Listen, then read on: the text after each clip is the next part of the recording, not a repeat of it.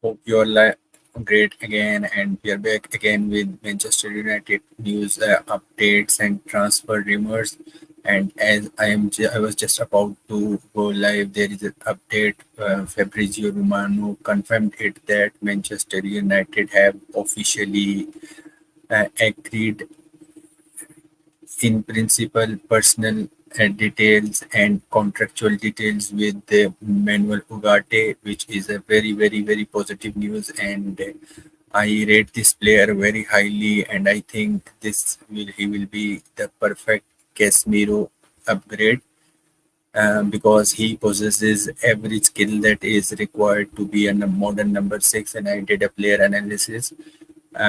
You can also watch that, and you will see his statistics and his positioning, his strengths, his weaknesses, and how he perfectly fits into this Manchester United team. There were other updates as well. Mason Greenwood left the club, and he will take number 10 at Marseille. I wish him good luck, and I was sad because a player of that caliber left us, but it was the right move for the club, for him, and for everyone, for his family as well, to go Marseille and live in France, so that there could not be any repercussions there.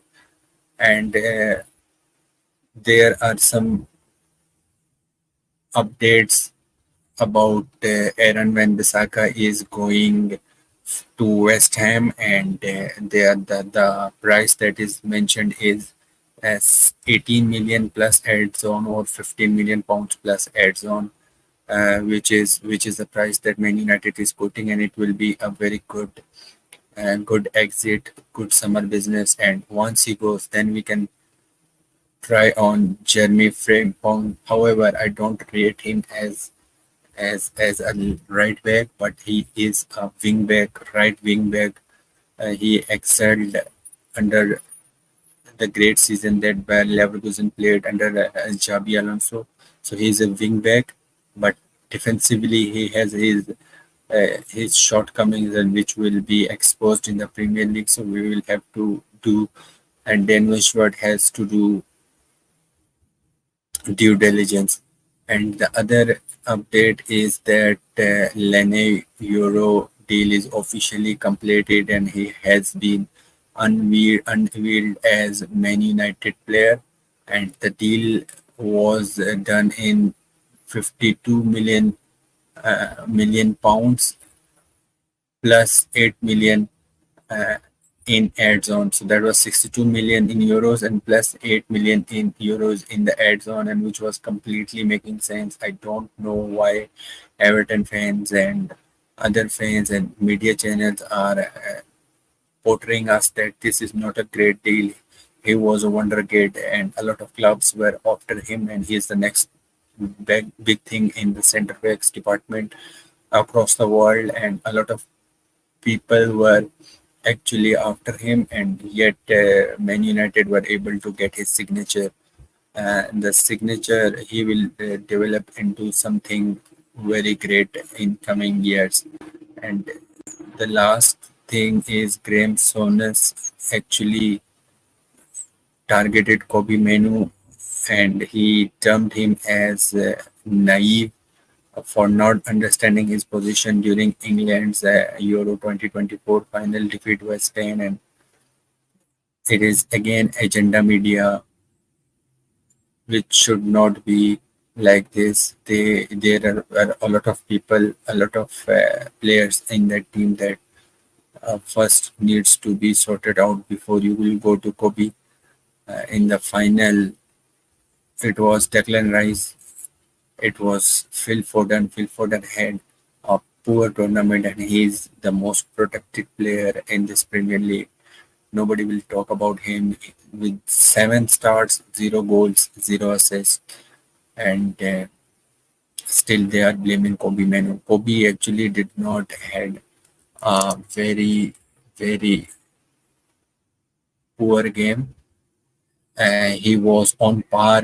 Actually, he had an average. He misplaced 1 or 2 passes, but apart from that, he was good. It was the England that were terrified. They were not able to find him, and there was not huge difference on Phil Foden, Declan Rice, and Kobe Manu. Yet he targets Kobe Manu, and he said that his exact word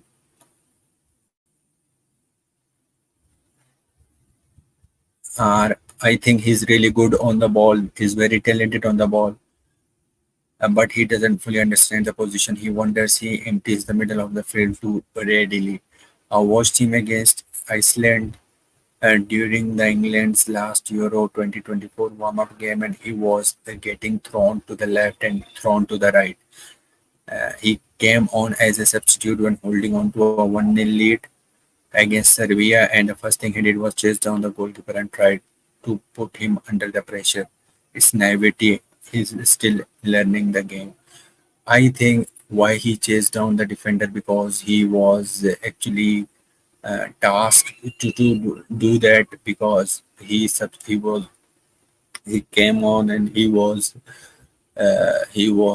actually very fresh, and I think Gareth Southgate has instructed him to do that, because and when he was doing that, Jude Bellingham was dropping in deep to cover him, and which was completely fine. And I don't know why this English media is going after him.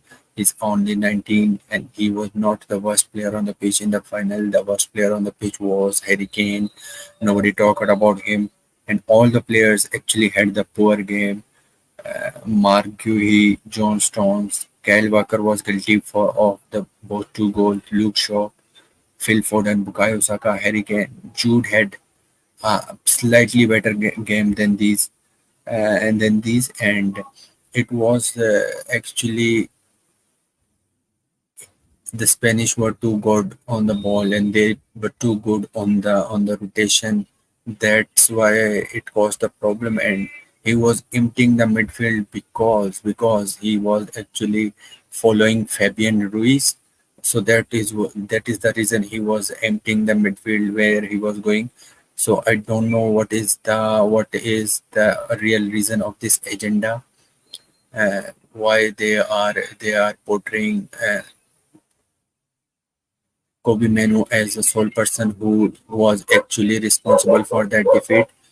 He was not responsible for that defeat.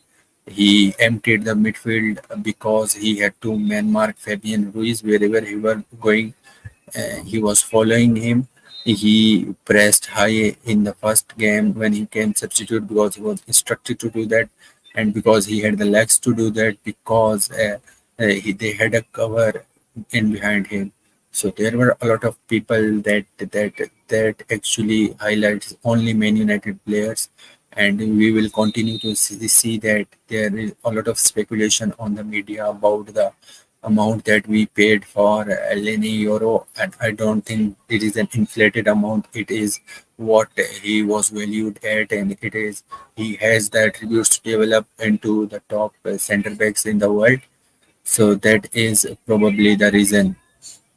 Hope you liked it. Please do subscribe.